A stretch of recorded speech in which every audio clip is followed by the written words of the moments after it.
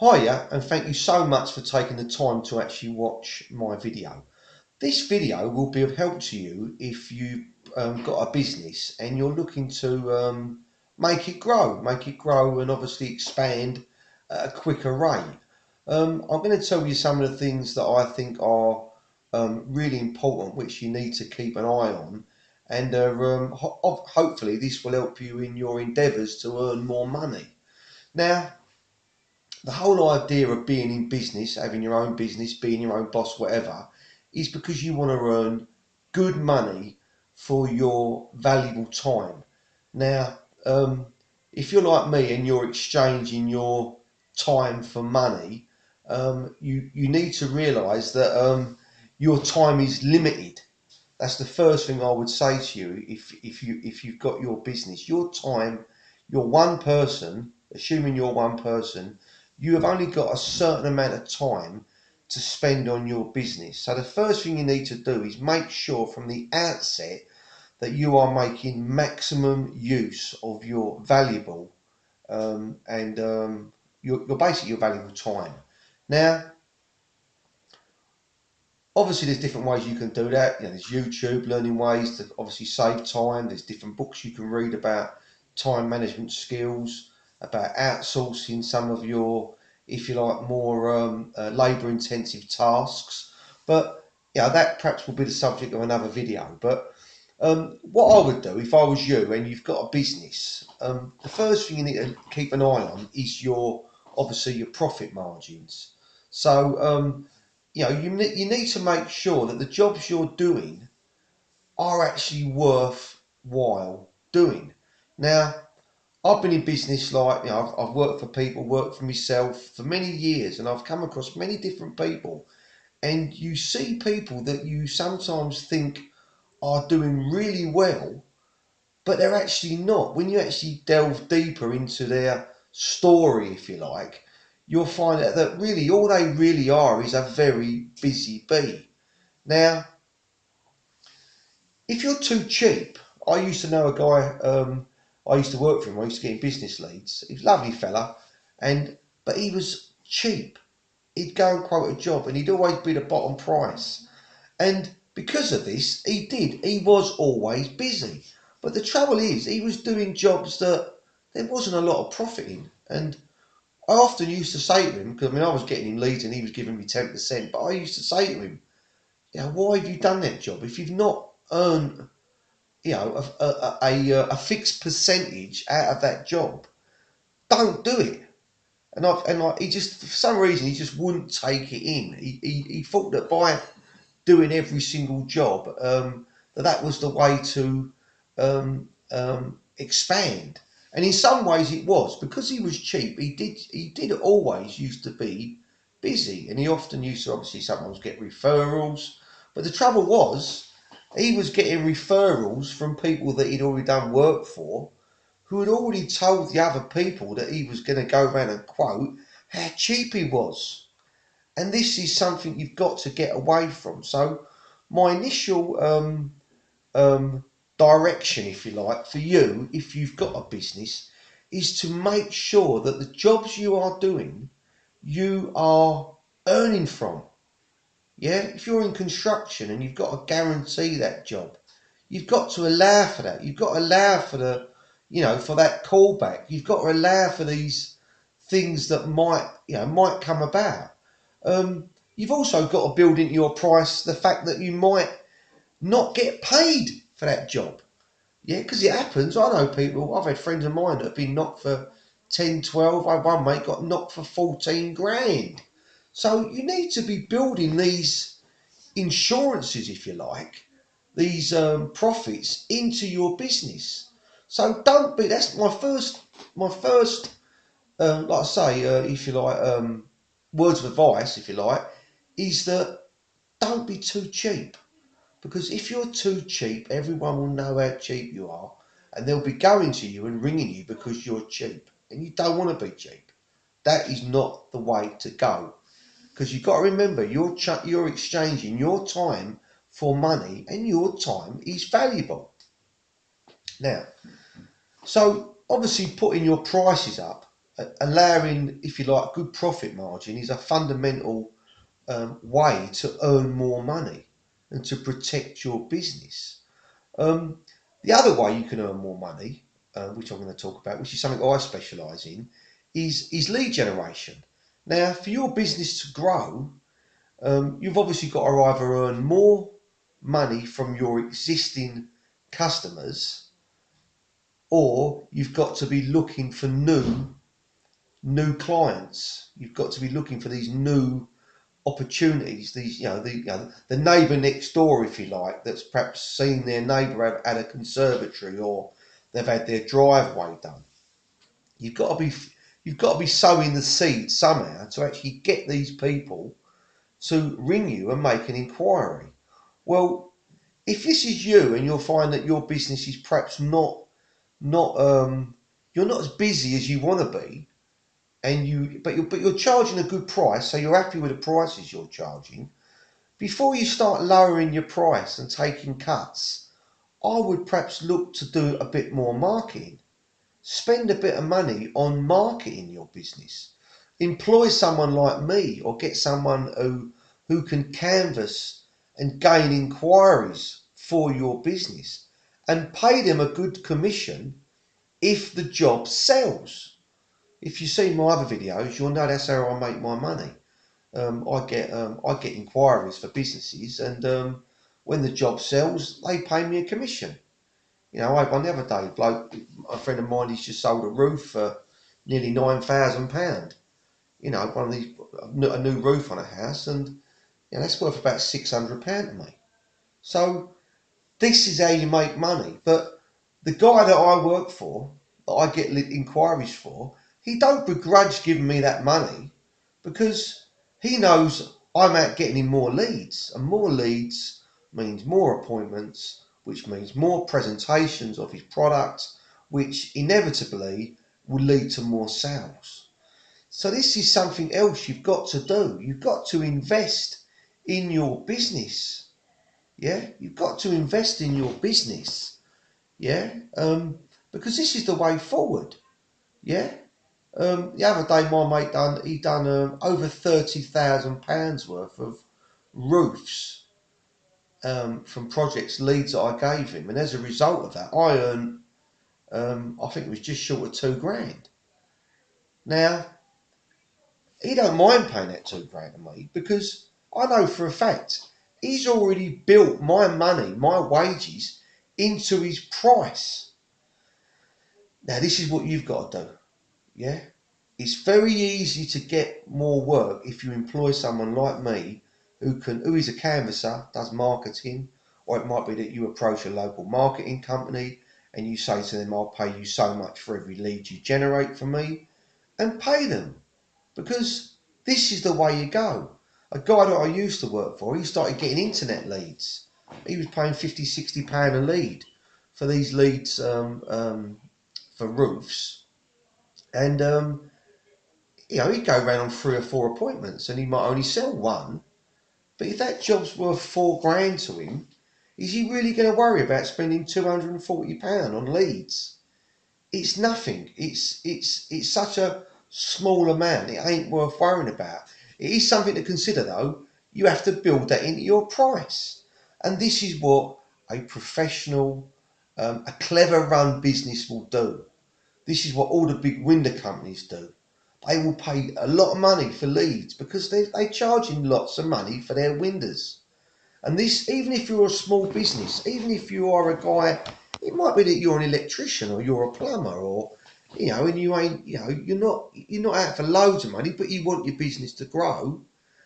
Start saying to your existing customers, if you recommend me and I get a job, and the job's between, I don't know, you could say to me, if it's between £300 and £1,000, I'll give you £50 referral fee. This is how you build a business. This is what big companies do. Yeah. So we spoke about getting obviously not doing your jobs too cheap, because this is a major mistake, and it's what causes a lot of businesses to go under. And we've also spoke about, obviously, perhaps employing a marketing company, or someone like myself who does canvassing and who can generate leads for your business. Something else I want to talk about, which again I think a lot of mistakes are made by small companies, and that is just because you're small, yeah, doesn't mean you've got to look small, right? Yeah, we've all seen the guy that knocks on your door and he's got his old truck outside, and he looks like a cowboy builder, if you like. Um, First impressions count, and what that guy should do when he knocks on the door, he should look presentable. He should look like he's busy, and he perhaps wear some sort of branded clothing. Yes, obviously with a company name who he works for, even an ID. He works for this company. This is who he is, because it's all giving a professional look to your business. I ain't saying you've got to go out and spend hundreds and hundreds of pounds on expensive branding and sign wrap vehicles and all that. That comes later. But you need to, when you go in and give a quotation, you need to look the part. Now, I think that this is a fundamental mistake that a lot of companies make, and that is that it might be that you're a builder, a plasterer, it might be that you're an electrician, yeah. The trouble is, you're probably not a salesman. You're probably not somebody who can go in there and get that deal, yeah. Now, what you need to do, again, if you want to build your business properly, is employ someone who can sell for you, right? Now, I've got a mate, one of the guys I work for. Yeah, he's a salesman. The guy can sell sand to an Arab. And the difference is, with a person who can sell, I can sell. I used to sell for the big window firms. Um, if you can sell and you can get that order, right? You've got to remember that order is gold. If you've got a guy that can walk into a house and, for example, it might be that you're a plasterer, you do plastering and rendering, for example, or you do driveways, and you get this inquiry from a marketing company that you've paid money for, and then you send this guy around there that you've told him that if he sells that deal and he gets a deposit, he's going to get 6%, 7% of the contract price, right? And he's obviously got a price list that he needs to adhere to so he gets paid the right money. Then you can't lose, because all you've got to do is building the price of the canvasser, building the price of the person that's doing the selling, and build that into your price. So when that guy goes round and gets the job, and he comes to you because you're the boss, and he says, "I've got a job here, bloke, driveway. I've got a 50-metre driveway. I've sold it for, I don't know, £6,500, £7,000." You immediately think, well, hold a minute, £6,500, £7,000. I've given the marketing company £70 for the lead. That was built into my quote. And because you sold the drive for 7 grand or whatever you've done it for, I've got to give you 500 quid or £600 or whatever percentage you've agreed. But the trouble is, well, the good thing is, all that money that you're paying out has been built into your price. And this, I won't name companies, but this is what all the big major window companies do. Yeah. They don't care if they pay £80 for a lead, £100 a lead, because they know that if they go on free appointments and they're confirmed appointments and the representative walks through the door, they know they're going to sell a job. And their average order value is 4 grand, 4.5 grand.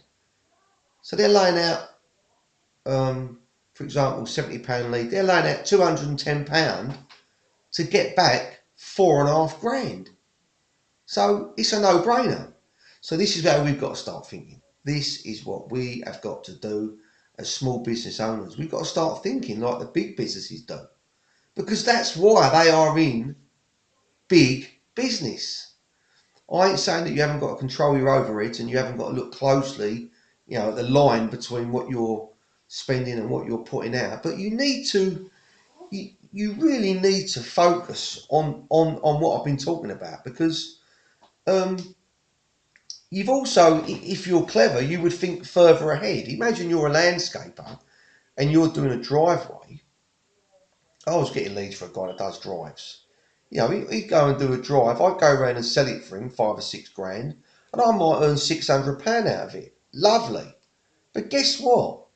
When the next door neighbour rings up the number on his builder's board, the phone call goes through to him. So I lose out. That's the industry I'm in. But what I mean is that 6 grand job that he first of all got can now become potentially another 6 grand job.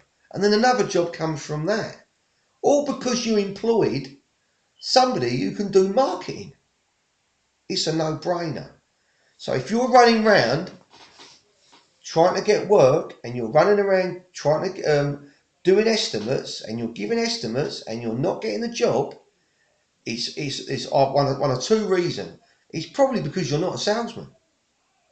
Yeah, unfortunately, it's probably because you're not a salesman. Yeah, because you're not going to be good at everything. Years ago, I used to sell for the big firms, the big window companies, and I was quite good. I wasn't the best salesman, but I was a 1 in 3. You know, 1 in 3. Yeah, depending on the lead, yeah, it's difficult to say, but generally 1 in 3 I would sell. But there was other guys there who could sell more, who were better than me. But I remember a mate of mine said to me once, because I used to get him leads, and he said to me, he said, obviously you've got a way about you and you can sell and you'll always get deals. But he said, sometimes because you're a good canvasser, which is what I am very good at, doesn't necessarily make you a good salesman. And he said to me, concentrate on what you're good at.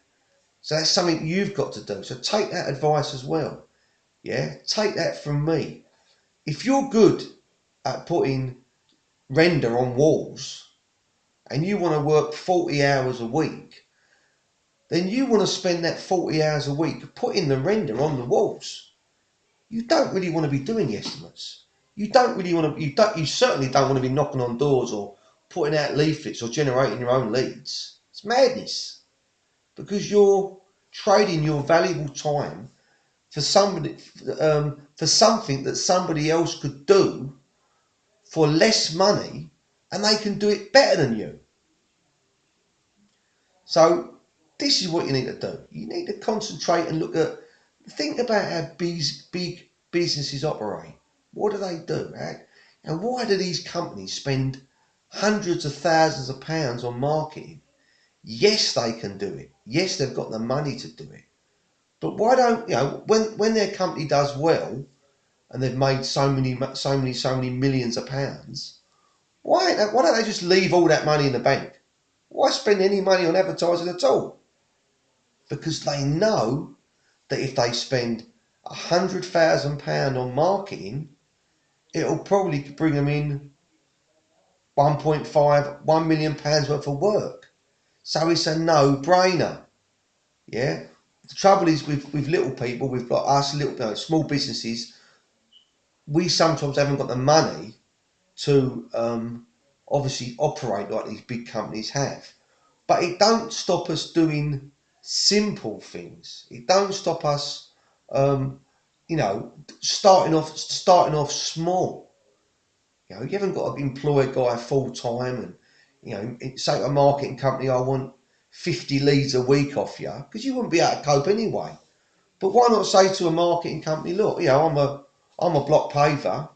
I need, I need really 2 or 3 appointments a week. They might turn around and say, well, hold on a minute, we can give you 3 appointments a week and we charge you £100 for that. But if so, it's worth a try, because you might sell one of them, might be a 6, 7 grand deal, and again, it's a no-brainer. Obviously, you're taking a chance. You don't always know who these companies are, but you need to be looking in that direction. You need to be looking in that direction. And if you don't want to spend money on leads, but you perhaps are getting inquiries, but you're not converting your estimates into deals, then you should seriously look at employing somebody, a salesman, on a fixed fee that he earns only when he gets the sale. Because again, you can put his money on your price. You haven't, say to yourself, I haven't got to pay this bloke. This bloke's working for me for free. Because he's, on a £5 grand deal, he's got to put £500 on top of it. If the deal's £4 grand, he's got to put £400 on top of it, or however you structure it. As long as you're covering his money, you can't lose. And this is what clever people do. It's what my governor does with me, really. I work for 2 or 3 blokes, but it's really what he does with me. As much as we're friends, and he looks after me, and everything. If you like, everything in a minute's rosy. It's still what he's doing with me. If I get a lead, I've been out today. I've got six leads today for conservatory roof conversions. Now, if he don't selling any of those leads, he ain't got to pay me a dime. He hasn't got to pay me a penny. I've gone out some days, got leads, and I've gone out days and some days, and I've not got hardly any leads. It's very rarely that I go out and not get leads, but it has happened to me where I've gone out some days and not got nothing. And I've gone home and I've said to myself, it's actually cost me money a day because I had to drive to work. But it started raining, I come home, but he ain't got to pay you because you ain't got him no leads. He only pays me when he sells one of my deals. And this is what you've got to do. You've got to have the busy bees working for you. Yeah. If you see my other videos now, you'll know that I'm starting getting leads for multiple companies, and I'm using different ways of doing it. So I've got people working for me because it's taken me years. It's taken me years, if you like, to realise that I'm never going to get rich doing what I'm doing, working for one company, because, like I said at the start of the video, I'm only one person. It don't matter how good I am at my job, I can only do one thing at a time. Right, so we spoke about salesmen, lead generation, making sure your price is right. One other thing I'm going to say, which again is a massive mistake that I know one of my friends made recently, and that is not chasing your money. If you're doing a job, you need to make sure that you are getting money. Yeah, you are getting that money. If you start a job and the materials get on site, and then the bloke turn around to you at the end of the week and you say to him, well, look, we've done the foundation, or we've done this, we need a draw off the job, we need 10%, 600 quid, or whatever, whatever is a fair amount for the work you've done. If that bloke turn around and says to you, I've got a bit of trouble in a minute, mate, I'll get it to you, but it'll have to be next week. Don't continue that job. Do not lay another brick. Do not paint another wall. Anything. Because I know people have done this. Oh, honestly, mate, I've got some money coming out of somewhere else, and a bloke I know recently got knocked for £14,000. He built an extension for a geezer, like a conservatory type thing and that, and the geezer's all the time, the bloke's telling him that he's waiting for some money to come from somewhere else. He's got to the end of the job, and he ain't paid him. And the bloke won't pay him. He reckons he ain't happy with it. But the bloke's just tied him up. He ain't the sort of bloke that's going to go around there and pull the job down. And obviously the bloke knows that, and he's had him over. You cannot allow this to happen to your business. That would never, ever happen to me. Yeah, I do lead generation. And I had a geezer last week. I started getting a few leads, and he owed me I think it was 140 quid. It wasn't even a lot of money, but he told me that he'd worked it out, and he said he was going to bring the money around to me on Wednesday, right? And he never did. I rang him up, couldn't get through to him, and then I sent him a text. I said, it's gone in, can you please come around and sort my money out? And I was actually sitting on leads that I could give him, but I never give him a single lead until he came round, and he did give him his due. He came round and he apologised. He went, sorry, Cole. He said, there's that money. There's the jobs that I've done. And there's your, I think it was 140 quid. I said, thanks for that, Dean. I've got some others I'm going to text you. And as soon as I had that money, an hour later, I was texting him more leads. Because if I hadn't got my money, I'm not going to give him no more work. And it's the same with you, with your job. Don't do anything if you think you ain't going to get your money, right? And if an alarm bell sounds at the right start of the job, that bloke starts telling you, "Oh, I've got a problem. I've got to move some money out of one account." No. Say, mate, I appreciate what you're telling me, but I've got guys who I've got to pay. I can't continue until I know that money's in my account. You ain't got to be rude about it, yeah? And if he's a decent bloke, if he's the sort of person who you'd want to do business with, he would understand your concern. And if he ain't, I won't worry about it. I will just pull off and let someone else take the hit. Because they will. These people are out there and they are ruthless. They don't care about your company's profits. The last thing I'm going to talk about, which I think is something which you might perhaps need to do more when you perhaps get a little bit bigger, which is something that I've been looking at now, is outsourcing some of the more labour intensive tasks to people who are willing to work for less. Basically, I can't think of any other way of putting it. There are people out there who will work for less, and it might be that it might be that you want someone to top up your estimates. It might be that you want someone to do your accounting. It might be that you want someone to chase up and follow up getting your payments. You need to be on top of this because, again, you need to make sure you are protecting your business. A very short story. Someone I met a while ago, I do sign writing. I don't do a lot of it now, but I used to do quite a lot of it. And I was chatting to another guy who happened to be a sign writer, and he was saying to me, "I'm really busy." Like, I said, "Oh, it's good that you're busy. Like, I wish I was a bit more busier." And I never forget what he said. He said to me, I'm owed. He said just under £30,000. I said, "What?" He said, "Oh," he said, "I've got people." He said, I'm owed about 30 grand. And I went to him. I said, "You owed £30,000?" He went, "Yeah." I said, "Why are you still doing sign writing?" He went, "What do you mean?" I said, "If I was owed £30,000, mate, I wouldn't be doing no more signs. I'd be chasing that £30,000. And he looked at me like I was mad.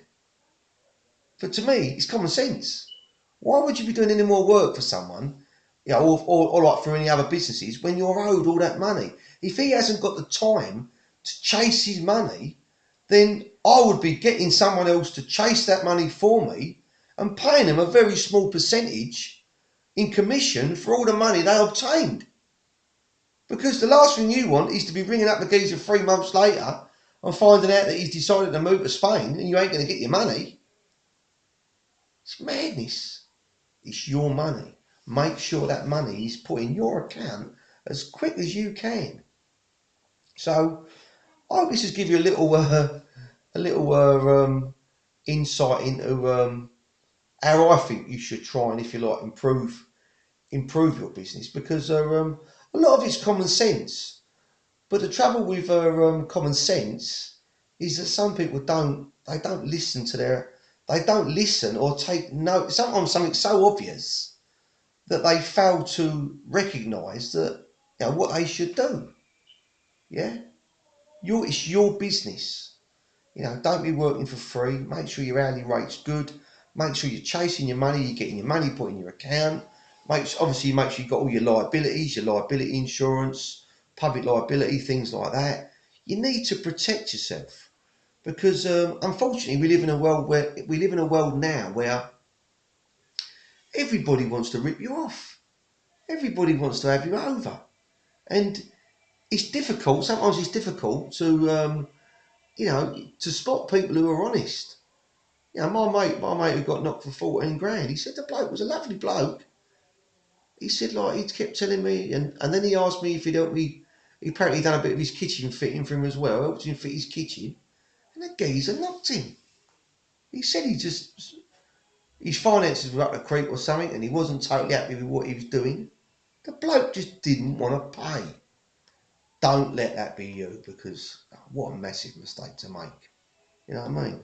But yeah, look at all the look at ways of outsourcing, getting other people to help your business, and your branding. All these things, they're obvious, but I've seen it. I've had it where people they just don't appear right. And I had a thing years ago. I had a mate, a bloke I knew. He come round. He was a guy from the pub, and he'd done my block paving for me. And we negotiated a price, and he built me a wall as well. And I was telling him all, because he was asking me. He said, "Cole, what have I got to do when I go in the house to get the order? What do I say?" And all this sort of stuff. And I told him all what to say, and then he got an appointment. Went round there. He was back home. He was back round my house in about 5 minutes. I said to him, "What happened? Weren't the bloke in?" "Oh yeah," he said. He said, "I've given him a price." So basically, what he'd done was he's just gone round there, got a tape measure, gone like that, said, "Mate, it's going to be 4 grand," and he's walked away. What he should have done was cherish that inquiry, cherish it like it's a gold nugget, and he should have sent someone